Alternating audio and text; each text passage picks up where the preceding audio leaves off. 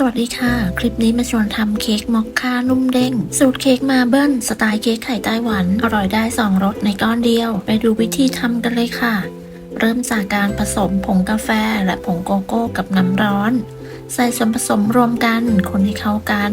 แล้วก็พักส่วนผสมไว้ให้เย็นจากนั้นเราก็มาแยกไข่จะใช้เป็นไข่ไก่เบอร์2จำนวน6ฟองแยกไข่แดงและไข่ขาวออกจากกันโดยระวังอย่าให้มีไข่แดงติดลงไปในไข่ขาวและควรเลือกใช้เป็นไข่สดใหม่เค้กจะได้ไม่คาวไข่ขาวก็จะได้ตีขึ้นง่ายเสร็จแล้วเราก็ไปเปิดเตาวอร์มไฟเราจะอบด้วยวิธีรองน้ำจากใส่น้ำลงไปในถาดพร้อมกับการเปิดเตาวอร์มไฟได้เลยต่อไปมาเริ่มทำส่วนผสมกันเลยค่ะใส่น้ำมันและนมลงไปใช้เป็นอุณหภูมิอุ่นทั้งน้ำมันและนมเลยนะคะเสร็จแล้วเราก็จะร่อนแป้งลงไปใส่เป็นแป้งเค้กและแป้งข้าวโพดร่อนแป้งเค้กและแป้งข้าวโพดลงไปในส่วนผสมจากนั้นก็ใช้ไม้พายหรือตะกร้อมือคนส่วนผสมให้เข้ากันคนจนกระทั่งส่วนผสมเข้ากันจนเป็นเนื้อเดียวกันต่อไปเราก็จะใส่ไข่แดงใส่ลงไปทีละ 2-3 ฟองแล้วแต่ความถนัดจากนั้นก็ใช้ไม้พายคนส่วนผสมให้เข้ากันจากใส่ไปครั้งแรก2ฟองครั้งที่2ก็ใส่ลงไปอีก2ฟองแล้วก็คนให้เข้ากันสุดท้ายก็ใส่ไข่ลงไปทั้งหมดแล้วก็คนส่วนผสมให้เข้ากันจนเป็นเนื้อเนียน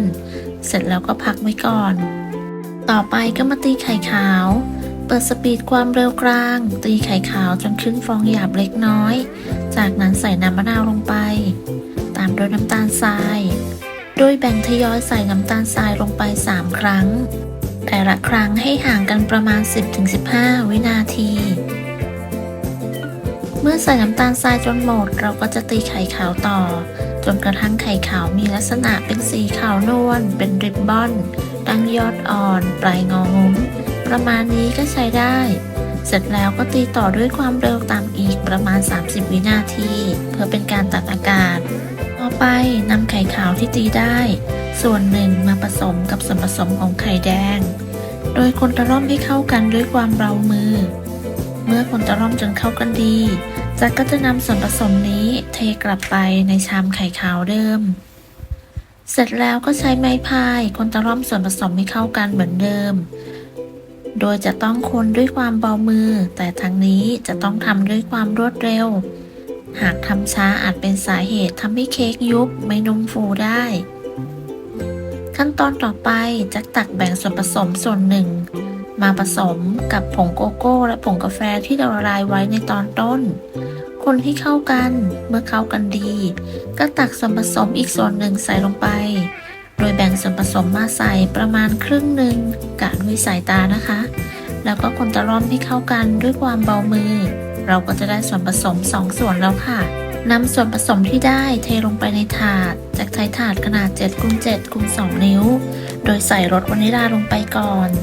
ตามด้วยรสมอคค่าใส่รสมอคค่าลงไปแล้วก็เกลี่ยส่วนผสมให้เข้ากันแล้วก็เคาะเบาๆเพื่อไล่อากาศ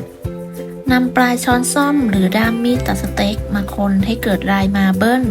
ทำตามคลิปเลยนะคะลากขึ้นลงทั้งแนวตั้งและแนวขวางจากนั้นจะนำส่วนผสมรสมอคค่าส่วนหนึ่งที่เหลือผสมกับผงโกโก้ลงไปคนให้เข้ากันแล้วเทใส่ถุงบีบจากนั้นนำไปวาดบนลวดลายเพื่อให้เกิดลายที่สวยงามบนหน้าเค้กดูตามคลิปเลยค่ะแล้วก็ใช้ไม้ลากขึ้นลงตามคลิปเลยค่ะเพื่อให้เกิดลายที่สวยงามเสร็จแล้วนำเข้าอบกันได้เลย